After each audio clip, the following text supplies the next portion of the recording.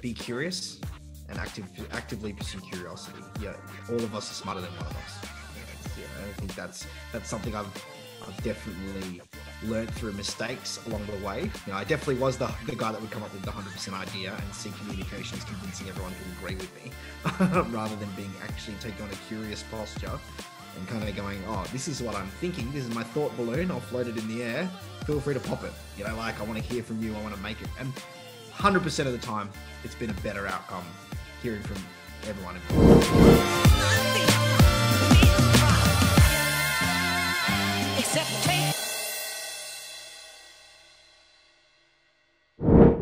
Welcome back, everyone, to another episode of The Few in Lockdown. And actually, today we're talking to one of the few who is not in lockdown, which is pretty unusual. Hey, Shawnee, how are you, mate? Good, mate. How's your lockdown going? It's still warm and sunny, but can't utilize it very much. Get out to exercise as much as we can. But other than that, got to roll with the punches at the moment. I wonder, like there was Spanish flu, there was polio, there was all of these Black Plague. And I wonder if 200 years from now, someone will listen to this podcast and go, oh, what's lockdown? What's that lockdown thing? Sounds terrible, as they have their 200 vaccines and nanobots inside their body targeting the latest and greatest Ovid. It's going to be an interesting time machine, isn't it? If you think about it. Who knows what's going to happen? I mean, the exponential growth of obviously technology and health and wellness and all that sort of stuff, and understanding, the physiology of the body and things like that. I mean, can only imagine what they're going to be able to do in the next couple hundred years, far out. You won't even have to tune into a podcast. You'll just have your consciousness attached to the 12G network with people in their tin hats still concerned about, well, that's frying their brains. Anyway, let's get out of our lockdown and into actually, I guess today's kind of dealing with a fair bit of lockdown pain. He's got a business that's a pretty substantial business, something he's built from scratch. So right there, one of the few. So with no further ado, let's introduce our guest for today's episode, Ben Trinh. Hey, Ben, how are you, man? G'day, mate. Good, thanks. Good to meet you. And we'll chat again. Boo, Sean. Great to have you on, Love Ben. the energy. Thanks for coming. Thanks, mate. Thanks for having me. Right, all good. So that's great. What I'd love to get an understanding of is there's a little bit of in the research of your background there. You've had a bit of a let's call it an illustrious career in entrepreneurialism and starting with a I suppose it's a background in a certain specialty in the health and wellness space and looking at things differently. I understand that obviously your background, your stepping into business. Looks like you've taken a bit of a different look at things and stepped away from the norm. So maybe give us a couple of key points of your journey and what you're actually focusing on now and how you actually got from the norm into, I suppose, the way that you're perceiving health and wellness and looking at leadership and entrepreneurialism as well. Give us your story, man. Why are you here? Goodness, that is a massive question. So, I mean, I guess no one starts their life wanting to do what you do right now. So something happened. Where did the two worlds collide between physiotherapy and running a 50 million a year practice? Yeah, I mean, it's crazy to be sitting here with you guys and chatting. And I think there's just so many layers to your question. I mean, sort of like, what formed my thinking, who I am. I guess, starting at the beginning, like get the onion peeled. We're ready to cry. Oh my goodness. I mean, let's just start like ultra simple, son of my family, classic Vietnamese war escape story, like absolutely, lost everything during the war.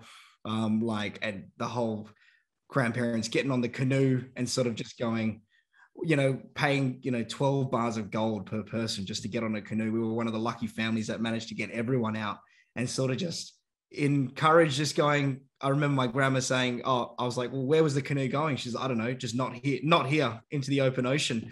And so, that's really what catalyzed our story and escaping.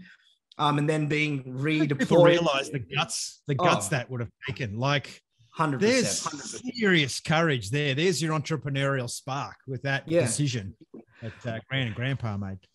100%. And our family actually ran a large business in Vietnam, and it was like my grandma and grandpa are absolutely my inspiration. You know, I only know these stories because I took my granny away on a weekend. She's 95. She's one of the few women in that generation. First thing she did at 70 something when she landed here was teach herself fluent English, because she had the forward vision that she wanted a relationship with her grandkids. And I was just blown away by that tenacity, and just said, well, let's, my wife and I took her away for a weekend at the beach and just like got stories out of her. And that was one of them, just going, well, where were you guys going? They're just going, oh, spent a month out at open sea in a canoe the size of a bedroom with 40 people, land in Malaysia, and they stay there for a few months before they get redeployed to Australia and start from fresh with 9 kids and a new life. And that's really informed, you know, my story is very much an exposition of that. You know, I was born in Australia, but, you know, I saw my parents, both immigrants, both share that story, meet in Malaysia at the refugee camp, get replanted here.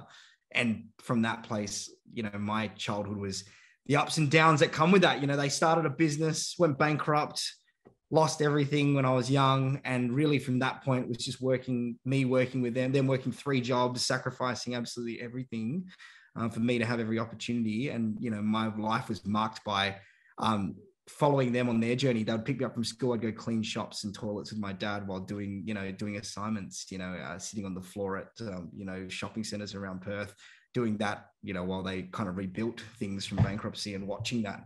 And so I guess that's kind of the catalyst for really challenging me. It was actually, you know, to think about the world differently, kind of going, well, we've been given this amazing gift to lose everything, but then redeployed in this country.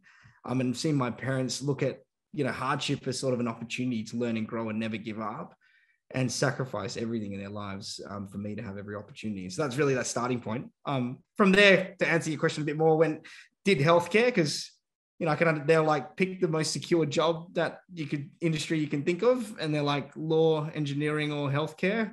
I went with healthcare because I really like working with people. What I did love, and I ended up in physiotherapy because I love sport. I love footy. I love everything sport related. And, you know, really from that point, what I loved about being a physio, which I still love today, is sort of like a common thread in my life, is sort of, I love sitting down, understanding people's problems and their challenges, and synthesizing up the most efficient and expedient pathway through said problems toward an outcome. And that's effectively what a good health professional does. You know, they sit down, they hear your challenges, often in the most difficult times in your life, where you've come in with an injury, you can't walk, you're scared, you're frightened. They sit down, they listen, and then they find a pathway through for you. And then they hold your hand and journey alongside you through that path. And that's what I loved about being a health professional. But then I realized, you know, I can sort of do that thing with the more things I learned about other things, I could do that in other ways. And so effectively what we do now as a business, we are a healthcare business, but I get to do that for other health professionals, you know, in my employees. And we also have partners who own equity in our businesses for them as well, and help them get to the path that they want to get to, you know, with other skills that I've attained along the way. So I think that's it in a nutshell, you know, in a really overly simplistic summary. No, that's great. And it shows, I mean, that shows you clearly the story of your, you know, your parents and grandparents, that courage and determination. I think there's so many people in Australia that just have it really bloody easy and didn't, you know, and they didn't have those challenges to overcome and lose everything, and then to come to a new country and basically do whatever it takes to make ends meet, to get back on your feet again. And you know, it's hugely inspiring to hear any of those stories of, you know, grit and determination. And you can clearly tell that, you know, where you're at now is a true reflection of the impact and influence they've had on you. So obviously the as you said, there's the physiotherapist or a chiro or a GP or whatever. You end up sitting down with somebody, you listen to their challenge, and then you work with that one person to make a difference. At what point did you change that and think, well, I can actually, I love doing that, but I can do more? Where did that shift that you went, if I actually scale myself, so I've got more people delivering that one-to-one, you know, support and same thing. When did that change for you? Yeah, great question, Sean. I think, you know, we had a really, like, the benefit of a healthcare degree is you're super you're super tight knit with your group of friends. And I had a really close group of friends, and straight after graduating, we would catch up very regularly for dinners, for beers, and just talk about life and what was going on. And there was this just common thread of everyone feeling a little bit disillusioned and probably a bit frustrated personally, although they liked the work. Back then, over nearly 11 years ago now, the industry was a little bit different. There was it was highly fragmented, dominated by a lot of small businesses. And the key mark of a small business is you've got a really entrepreneurial, great person. It's really nimble running it. But the challenge is they're sort of stretched too thin. They're sort of having to be, in our context, treating patients all day, but then also a bookkeeper, a HR manager, an accountant, and a marketing person, technology, CTO, whatever, all these things that are actually full-time jobs in themselves. But that kind of produced this situation where a lot of the employees often unintentionally end up neglected. And I kind of just listening to my mates' challenges, problems, and frustrations, the kind of, carer in me was kind of like, oh, what can I do to make my mates' lives better? How can I help them? And there was just it was purely accidental, really. It was sort of a few of them I was catching up and going, oh, how cool it would be if we worked together and someone could take care of all that stuff so we could focus on what we love, which is taking care of the patients and innovation and building relationships. And I kind of just had that a light bulb moment one night when I was working late with my boss at the time, and coming out at 8 p.m., looking across the room, I walk past his door, I peer through, and I just see him in tears. And I knock on the door and I go, is everything all right? And he's sort of like, oh, mate, treating patients all day, admin are fighting. One of them threatened to leave, IT issues. And my wife just called to say she's got cancer. He's like devastated. And he's like, can you just stay back and just help me out so I can get home? I'm like, mate, of course, do whatever. And while I'm staying back, I'm sorting out the IT stuff. I'm going, well, here's this guy who's actually just a great guy and great intentions, but just stretched too thin and trapped in his business, effectively incapable of living in alignment with his intentions, having the impact that he wanted. And I just thought, if someone could take care of this stuff so he could do that, that would be the answer, and I caught up with my mates the next week for coffee and just said, hey, what if I did this stuff? Which in my head was just bookkeeping and HR, and you guys can then work together, and you get to focus on patients and innovating and trying new things. Like, that's great. And so basically that was the moment that catalyzed it, and they all loved it. And so, I ended up pursuing that dream, going and trying to learn these skills that were the back end skills, really out of an attempt to serve them and help them get to where they wanted to go, There's always a business in boring, isn't there? Admin's admin. Yeah. I know some people get excited by it. For me, it's one of those things that just does my head in, but there's always value in that, right? People underestimate the value of being organized, of having a structure that just allows them to generate income on their skills. And so many, it's like a practice model, right? Like a doctor or that's hard work. It's two jobs, and the value you bring with the structure you had is incredible. I mean, it's so liberating for a professional just to be able to walk in, walk out, right? Yeah. Well, the analogy I was thinking at the time, and you've nailed it there, Boo. It's the small things that are unsexy, but they're actually the foundation that you can build on. Because I realized, a lot, for my boss as an example, then he's basically built a house on sand, it's sinking, and he's trying to build up, build more things, hire more people, do more marketing, but the place is sinking. So just building on top. And it was sort of well, no one person can do that and build the foundations. And it's the small, unsexy things, that are boring, that actually enable the foundation for the house to be built taller and bigger and wider. So I think I took great joy out of that, taking on that and seeing it mean my mates could do more with their lives and pursue their dreams, and that was really the inception of the business, at that point. One of the things that we observe often, Boo, isn't it, that with the few, I think if not, it was every single time, is every single person that's come on to the few and that we've had an awesome conversation with has had a focus on others.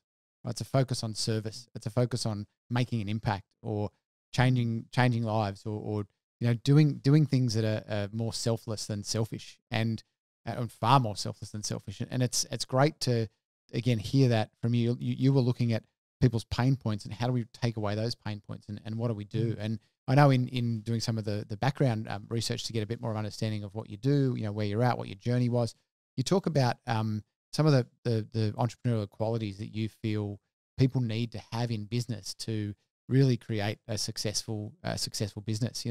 Maybe if you can talk to some of those, like what do you believe are those entrepreneurial qualities that people need to develop and grow a successful business and not kill themselves in the process? Because you just figured this out as you went, Ben, right? You didn't whack out an MBA. No, definitely not. No. Right. Yeah. And I think in some sense, I remember sitting down with my folks and just being so stressed about it, going, look, I want to start this thing for my mates. And they, I sat down with them going, because if there was a business on the market for sale for like 10 grand and I only had 5 saved, I needed to borrow 5 from them. And I was like, here's the thing. I know you've sacrificed everything and lost everything for me to have a stable life. I'm not going to do that. And we did just come out of bankruptcy. But I think I want to start a business and sign a big lease and risk everything again. And they were just like, oh, we'll support you no matter what, which is just absolutely mind blowing. So in that sense, it was weird. Like I had that ability to take risk because I felt they were always like, oh, you can just always move back home, whatever, if it doesn't work out. So it was like working it out on the fly. That was, a big part of my motivation there. But to your initial question, Sean, on, thinking about, what attributes make an entrepreneur successful, there's so many layers to that question. I think I would, and my answers have probably changed depending on the stage of life that I'm in. But probably if I'm broad about it, I'd say number one, it's humility. And I mean that in the aspect of the ability to be self-aware and reflect, fail fast and learn from mistakes. And those are like just throwing things out there, but self-awareness requires discipline, in the small things, which we were talking about, actually requires you to stop, pause, reflect, meditate, silence and solitude, whatever it is, and actually define what's going on in your world so that you can actually learn from what's happening around you. If you don't have that humility to recognize that you don't know it all yet, you're just going to keep failing in the same way. And it also helps you count the cost of what it is to continue going, So I think that's probably the first thing I would look for. Number two is, and that dovetails, a bit into number two, which is sort of, I would say, like resilience, and grit, which we talked about. And I think, it's hard these days because, hardship and suffering get a bad shtick, because I think in a lot of essence, success is defined as your ability to avoid as much suffering as possible. You have the most convenient house in the most convenient location with the most comfortable stuff. I mean, it was crazy. I was having a bitch the other day about having to wait a bit too long for my Uber Eats order to arrive, and then he left the bag at the street instead of at my door, and I'm like going, oh, what's happened to me, but in some senses I kind of like the idea of you actually, because we're so fortunate in Australia, our life's pretty comfortable. We're actually choosing to do those small, hard things so that we can build resilience, like I do. And so I think that resilience attribute is something you definitely need, because you're never going to get it right straight away. Like an example of that in my world is I take a cold shower every morning, even though I hate it and I don't want to, just so I can learn how to make hard choices and push through something that's good that I hate. And probably the third thing I'd probably say is clarity of vision. I think often, clarity combined with action and the willingness to be adaptable. So like, you can't steer a parked car. So like often people just stay in analysis paralysis, but also, clarity in the sense of, I actually have a somewhat fuzzy vision of what I want to achieve, and I'm willing to just get going but it's got enough, I'm passionate about it enough to take a chance and fight for it and keep going.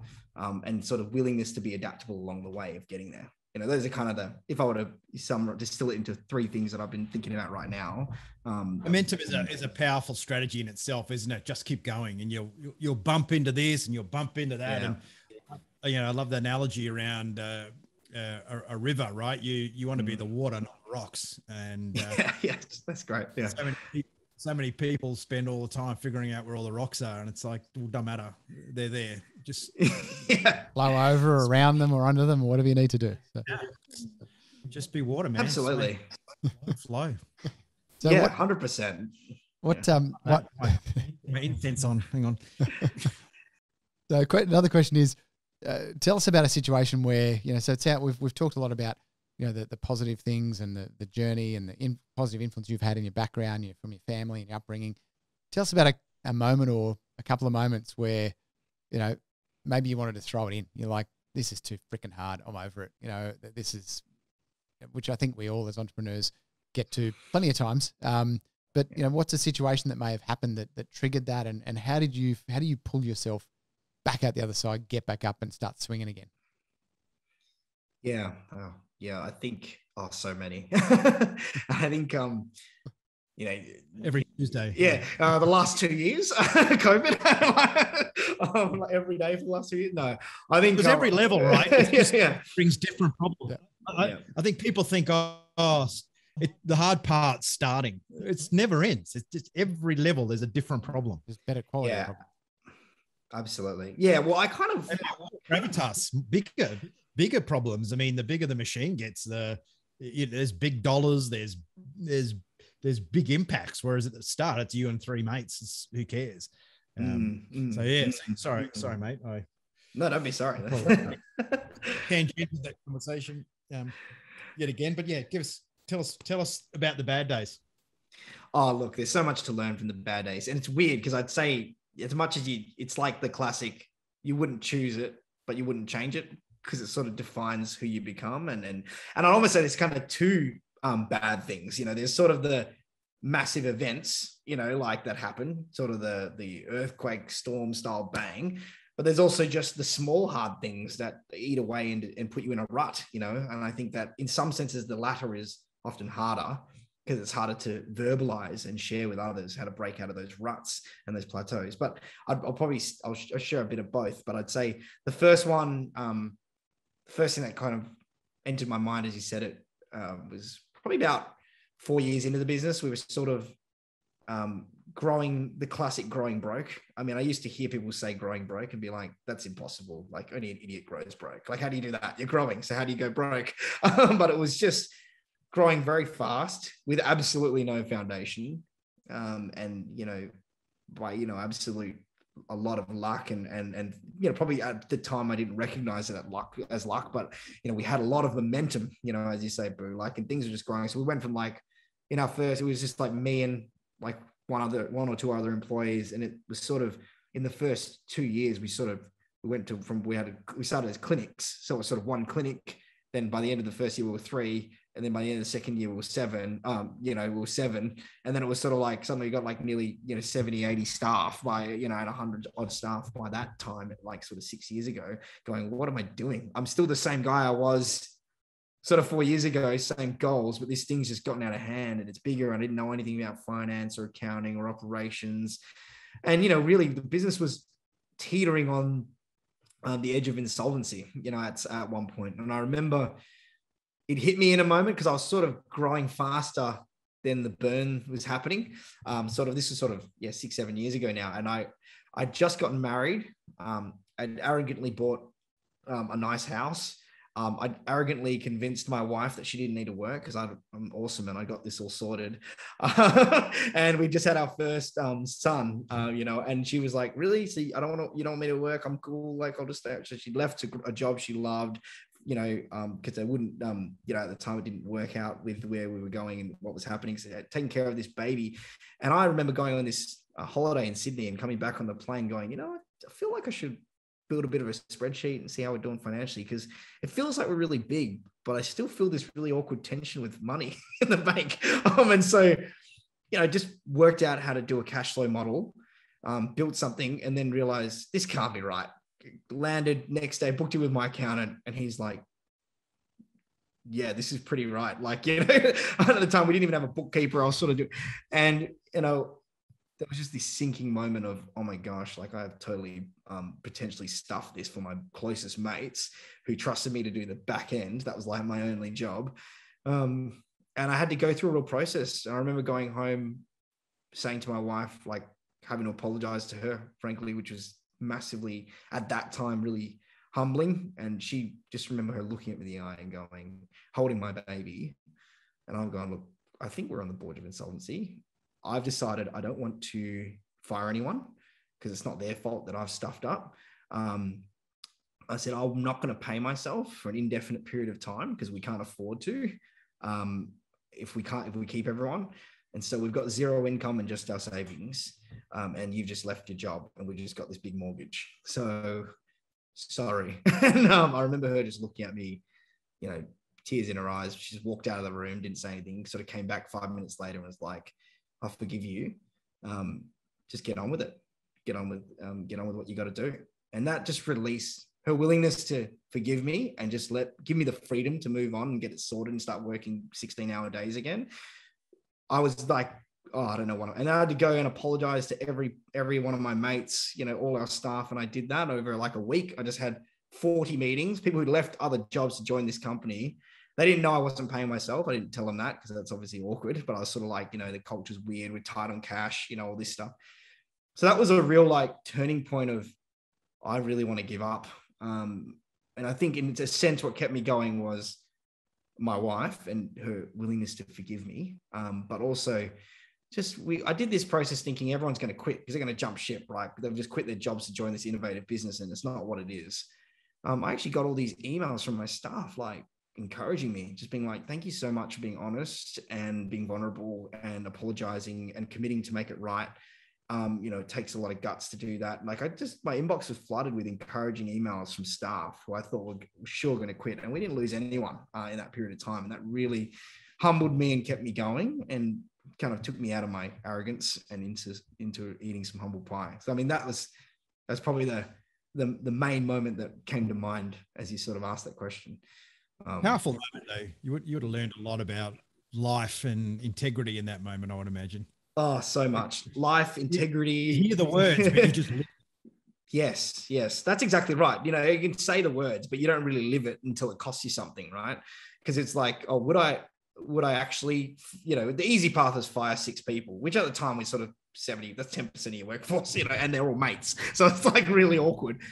So you know, and it forced me with my back against the wall to build proper systems, learn everything, you know, we basically rebuilt the foundations from that, catalyzed from that moment in collaboration with my mates who helped me, you know, gave me grace and actually sat down and like, we're with you, you know what I mean?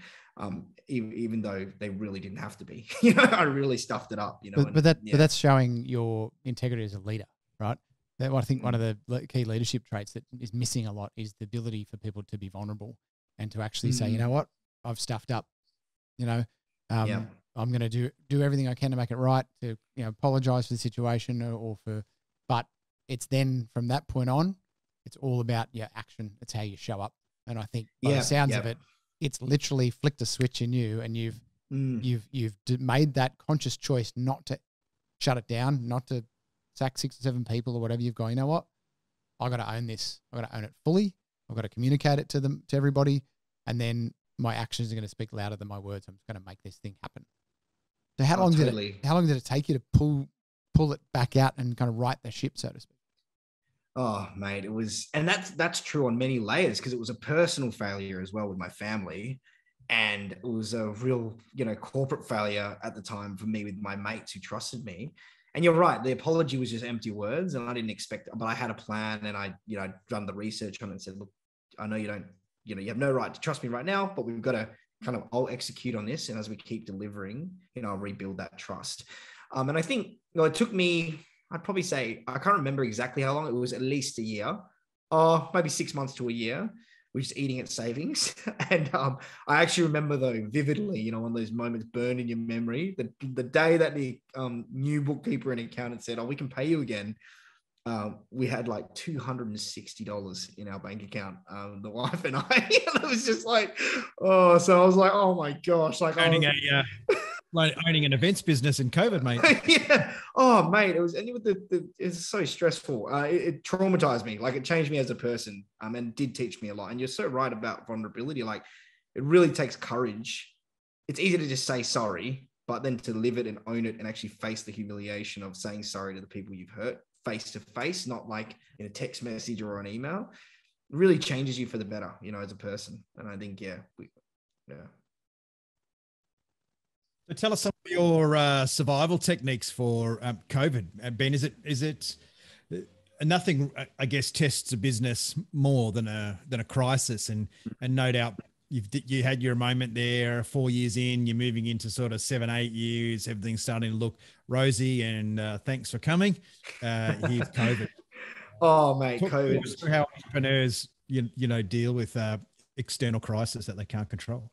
Yeah, absolutely. And I love this. I was reading the other day about complicated organizations versus complex environments in organizations, where complicated is linear and predictable and sort of you can plan, but it's hard. I was saying in our team, it's sort of like climbing a mountain. You know, that's what we saw the goal and we were just climbing it as fast as we could. And it's hard, but in a different way. You can sort of see the peak and where you're going, you can predict it because it's like visible. But COVID and unknown crisis really flips the environment from complicated to complex, where it's a lot more chaotic.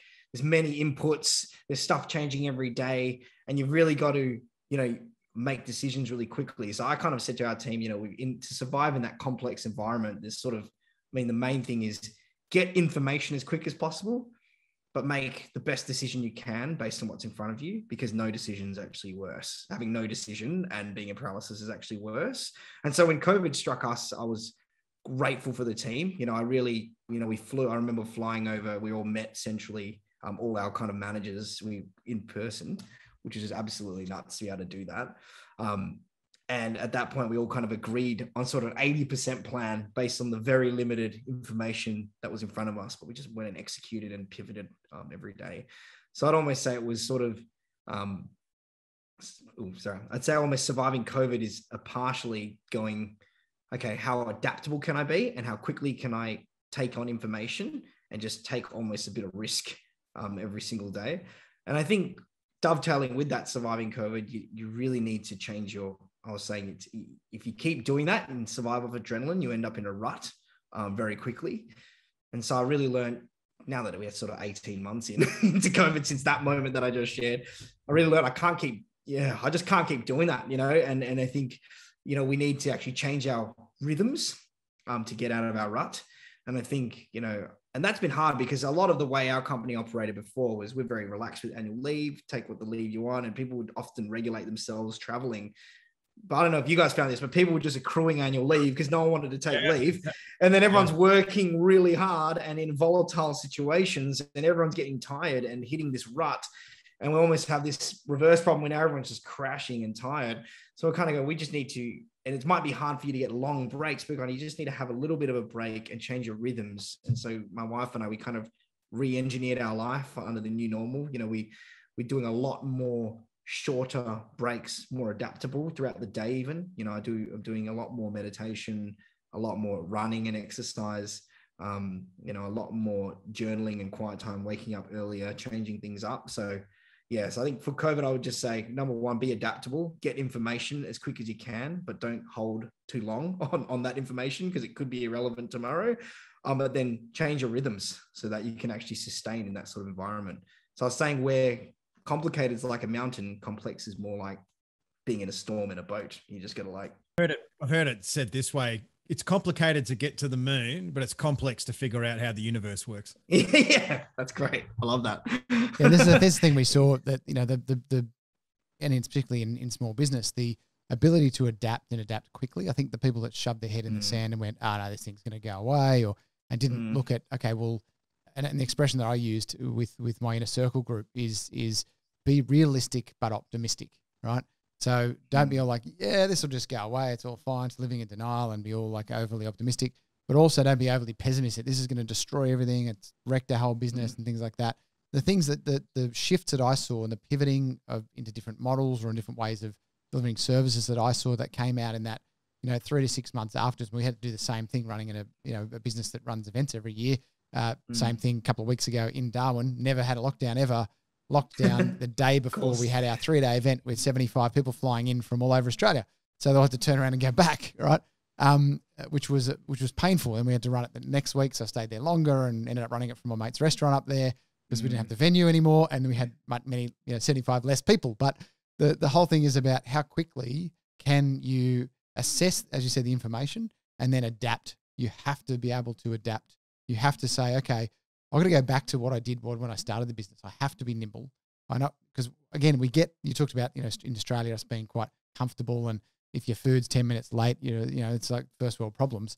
But the thing is that if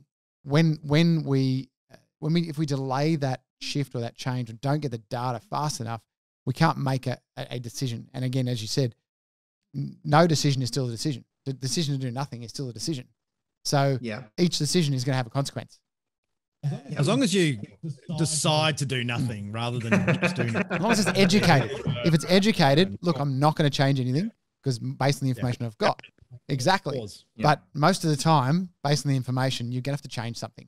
And you've got to go back to those ground roots days of when you first started a business and go, I've got to become bloody nimble again and flexible and just do what it takes to make it happen, rather than this maybe been this comfortable position that's kind of been created over a few years if you've been in a business for a few years. I think that's something that I saw the biggest impact was those that changed and adapt very, very quickly.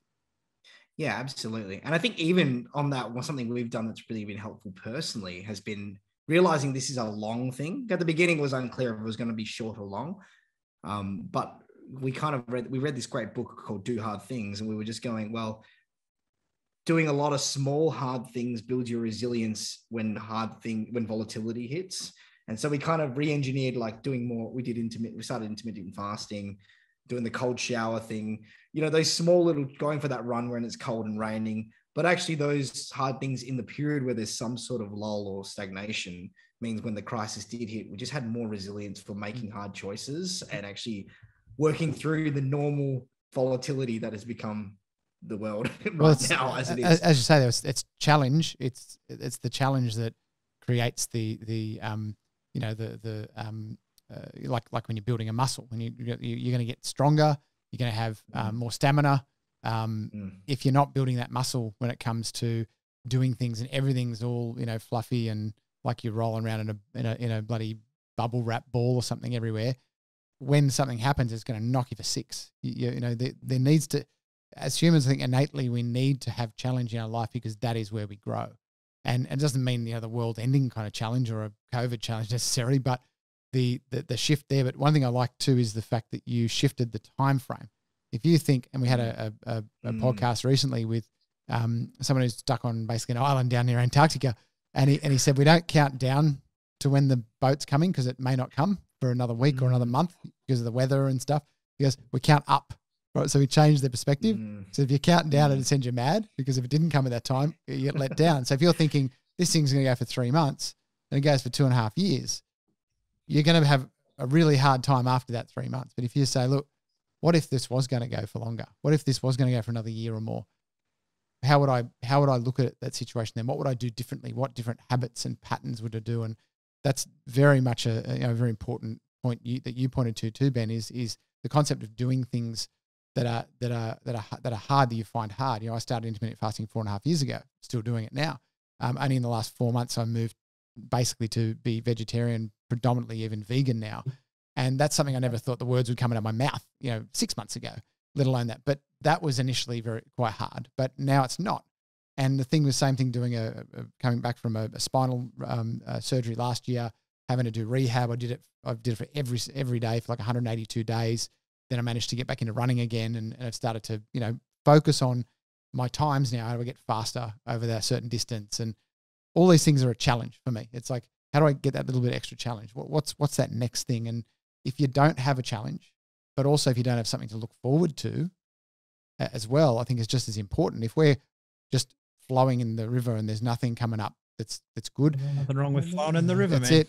But nothing wrong with that. You've got to get to the ocean. The ocean's still there. The ocean's still there. That's the goal. But the slightly different analogy, but the concept of having something to look forward to, whether it's a Zoom dinner with your friends if you're in lockdown and we did the Cards Against Humanity game a few times with a few friends of ours on the Zoom and stuff, or whether it's, if you can travel, booking a holiday or something and having these things ahead. And it could just be small things. It could be a date night at home with your wife or your husband or your partner or something, or it doesn't matter what it is. It's about, I think that's a big part of keeping people positive, particularly when you're going through hardship, is you've got to have, and this is one of the mentor about 15 years ago taught me, said, always have stuff to look forward to because it makes you more content in the present.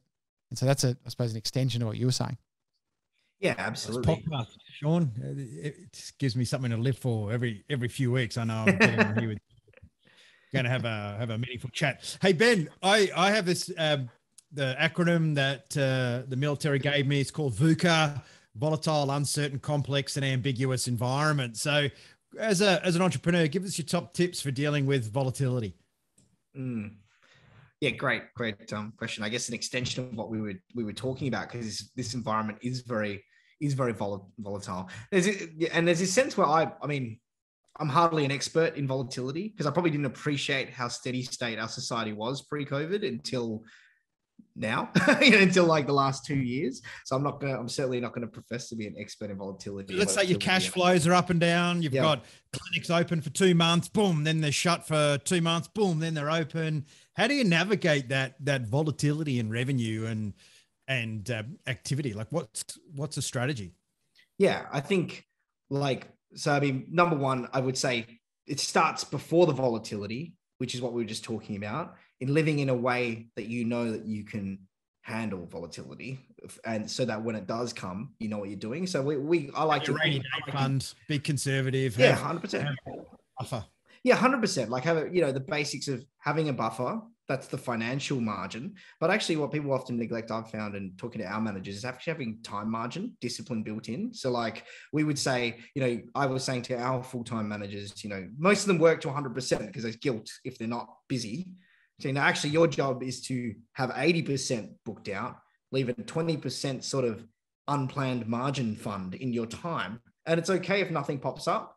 But in a fast growth business, 9 times out of 10, something will pop up. Always. And at least then you're not going from 100 to 120%. You're going from 80 to 100%. You're more clear-headed. You're more focused. You're able to have the margin in your world. And I was saying we'll hire if you need that extra space. But most of those kind of personality type A actions, they don't tell me that they're overwhelmed working at 100%, 120%. No, but let's ask you this. I'm going to ask you this honestly. Have you ever had a week where you actually had that 20% of the time free? Oh, look. No, I don't ever. When you're on holiday, when I'm in Noosa. Over that. But drop me a line when you're up here. But the thing is that it never happens. And so if it's never happening when you're allowing a 20% buffer, what's happening when you don't allow a 20% buffer? Like no wonder people are so, as you said, the A-type bloody get things they're never going to tell you they're overwhelmed until they crash and burn. So exactly. And you actually need to, because of that, you actually have to build with discipline structure to create that. So I'd probably say it starts being proactive first with that. So, so my wife and I, we've got a rule when that insolvency thing happened, she's like, we created some clear pre-decisions. So I like to say it's autonomy within boundaries because I'm an entrepreneur. I don't like restrictions, but we needed a fence. It's like the three-way forecast in our business for cash. It's a fence, and it's a fence so that I can play up to the fence and really push the boundaries. But if I didn't have a fence, I'd run onto the road and get hit by a car. That's really what I would do. So I think it's like actually building in structures to facilitate the behavior in the lifestyle I want that creates 80%. So we don't, I don't work on weekends. It's always been, when I travel, I'm always back by the weekend, even if I have to travel again on Monday, again, that extra flight, just little pre-decisions when we're in the right state of mind that preserve that 80-20, because there's always infinite work in a business, a fast growing business. So I'd say dealing with volatility starts with that proactive aspect. And I do that with my spouse. We do it every year. We change it depending on the stage of life. And so we do things like we'll get babysitters booked in advance for the year, so we know when our date nights are, stuff like that. But then in the moment, I think it's actually quickly adapting to switch your headspace that you're playing a different game when the volatility happens. And so how I tend to do that is quickly recognizing that it's a volatile moment. Usually I'll pause and I'll, take a breath, meditate, whatever, so that I'm not hyped up in adrenaline and making bad decisions. And then I like to say, I don't like to solve the puzzle until I have all the pieces. So I'll hustle toward information, but I'll set a fence on timeline, because depending on what the volatility is. So, I'll hustle on finding data, but I won't leave that for weeks. It's like, depending on the urgency, it's like, okay, in the next 24 hours, what can I find out, from our company, how people are going? Then just make a call based on the what's in that present moment. So that, and then kind of So once we're doing that, we're going in that flow, and depending how long the volatility is lasting, I'll tend to steady state it. So like during the Melbourne long 5-month lockdown, what I thought was going to be 4 weeks quickly became evident it was going to be 16, 20 weeks. And it was actually going, okay, this is normal for an unforeseeable time. I actually had to flatline it because I was just going through these peaks and troughs, and it was just too emotionally unsustainable. And so that's when I started running, because I was just going, well, running is a great forced pause. And my mate said to me on a Zoom chat, a whiskey on Zoom, he was kind of like, well, running sucks at the beginning and it's really painful. And all you can think about is how much pain you're in if you don't run regularly and you're only seeing in front of you. But after you do it a bit, what you'll realize is you start to see around you, and actually becomes almost this meditative thing. And it's weird because you're actually still running and you're running further, but you're actually enjoying it and thinking clearer, and you're not just seeing what's in front of you. And so I almost wanted to flip the volatility to that, where it starts as like the running and pain, and flip it to more steady state. And so the running is like an active physical reminder of that. So, I mean, those are my high level tips on how we manage volatility. That shows a very conscious approach to dealing with the situation. So that you talked about that before, that self-awareness. So you're aware that, okay, you're aware of the situation because you've got your data. And I love that concept of put a deadline on your data, because so many business owners, and particularly in my group, that I work with, it's like, okay, what you need to do is you need to do this. And then a month later, 2 months later, they still haven't done it. You're like, why? Oh, I still need a bit more information. It's like, well, just get the information. It's not that hard. Yeah. But just get it, make a decision, and move forward, because you're getting this paralysis. And I know that with me, I did one of those Colby, tests a few years ago. There's kind of personality, or how you action things. That measures kind of how you action things. And I've got an 8 out of 10 on data. And I used to think was procrastinating on stuff, because I'd wait, kind of like hold. And then at some point, because I had a 6 or a 7 or something on a fast start, I would just go. It's like, why don't I just go in the first place? What's stopping me? And it was that thing of what I realized is I need to get data more quickly. And once I've got the data, I get to my 8, I can take action. And I think most people are like that. They're being hamstrung because they don't have enough information, and they're also taking way too bloody long. If you immerse yourself in a subject to get the data quickly, and you will get much clearer on it much more quickly. And then as an entrepreneur, you need to make a conscious decision from there. But hearing that awareness of your own state, and that concept of how you're looking at running and being a runner myself, I find it very meditative as well. That's that first sort of 500, 750 meters where it's like, I really didn't want to run this morning. But then after that, I'd forget that I'm actually running. Like I'll get to the end, I'm like, oh, it's 6Ks already. Well, how did that happen? And it's amazing because you're actually still making progress. Like you're still making progress, but you're not even thinking about it, which is unbelievable. And I think that, yeah, absolutely. All right, you're running fools. We're only at V. We've still got Uka to go. So let's do a quick, okay, 1 minute per letter. Uncertainty. I think we've covered that. Uncertainty is can't find the information, right? The information's not available. What are you going to do? Well, you're going to do something. Complexity. I think we already touched on that when we were talking about, moons and rivers and everything else. And ambiguity, because I think this is one of the key challenges for entrepreneurs. I think it's a really big problem in business, and that's everyone in the organization being aligned with what you think and where you're going, and your ability to get everyone on board. What do you think are some really important lessons that you've learned about communication and making sure everyone's heading in the same direction? And have you got experience where you've seen that kind of come apart, where you've been surprised that people are doing something and you're like, where did that idea come from? Like, well, that's what you said. No, I didn't say that. Have you experienced that? 100%. I mean, at the size we are now, so much of it is clarity and dealing with ambiguity and communication. So much of my leadership role is that actually. It's not just coming up with the answer, but then communicating it to different stakeholders in a different way. So how I tend to approach it is I'm very I like building mental models. I'm a very visual person. So I tend to categorize the stakeholders and do and I say stakeholders, I mean, that's your customers. We actually have shareholders in our business. So your shareholders, your managers, different layers, and go, okay, what does this decision mean for them? And how do they like to be communicated with as an individual person? Because everyone's different. Some people like the the email, the handbook. Some people like videos, some people like phone calls, some people want, and generations are often different. And so kind of doing a decision tree on, okay, this is where we're going. These are my pegs. So I like to say, these are my stakes in the ground, like I've got to get this across, get these aspects across. And then these are kind of, I'm open to what they've got to say as well. So I tend to involve them in the process when it's only a 70% decision, not 100% yet. And then I'll do stakeholder conversations, so that all communications. So depending, and always opt for a feedback loop in that aspect. So it sounds like a big process. It actually becomes quite intuitive when you've got layers in the organization. And I kind of go, well, depending on, okay, so my questions are always, what's important to them? How does this impact them? How does this decision make their life better? How does it make their life harder?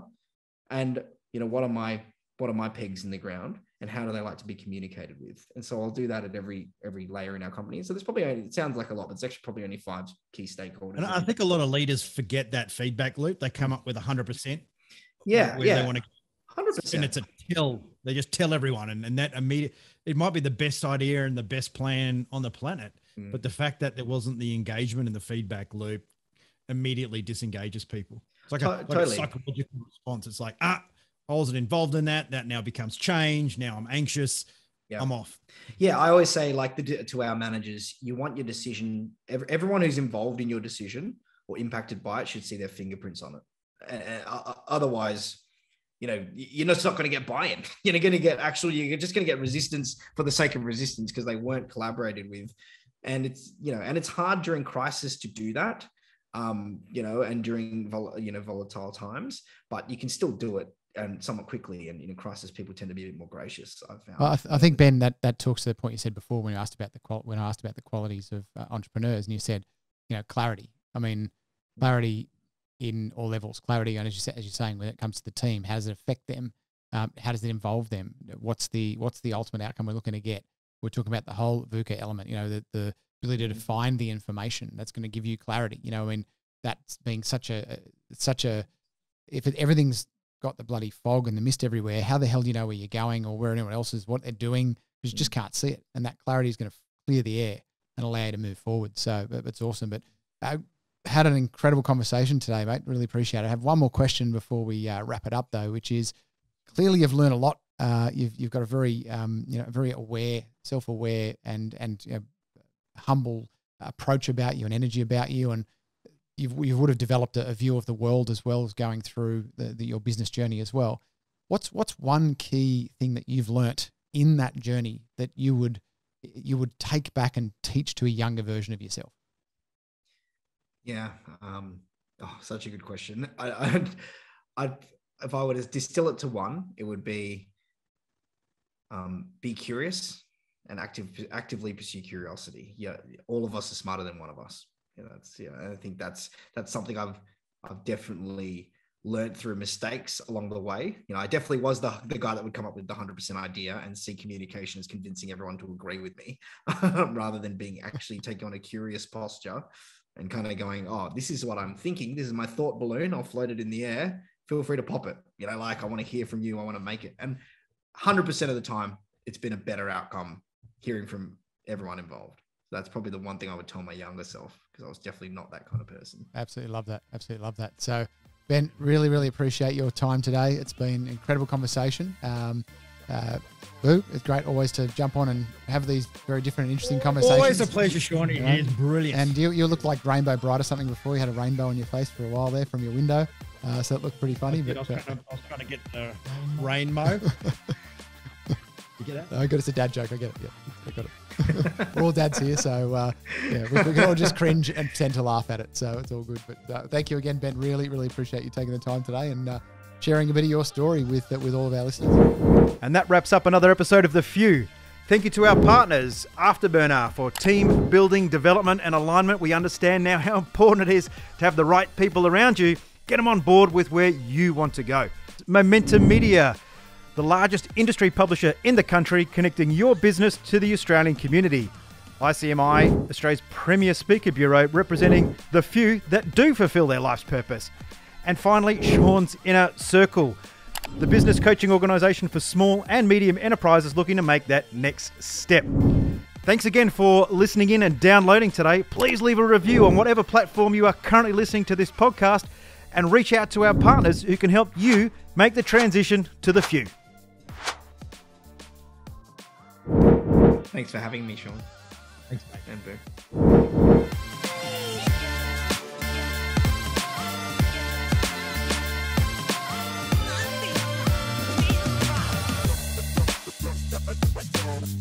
Nothing.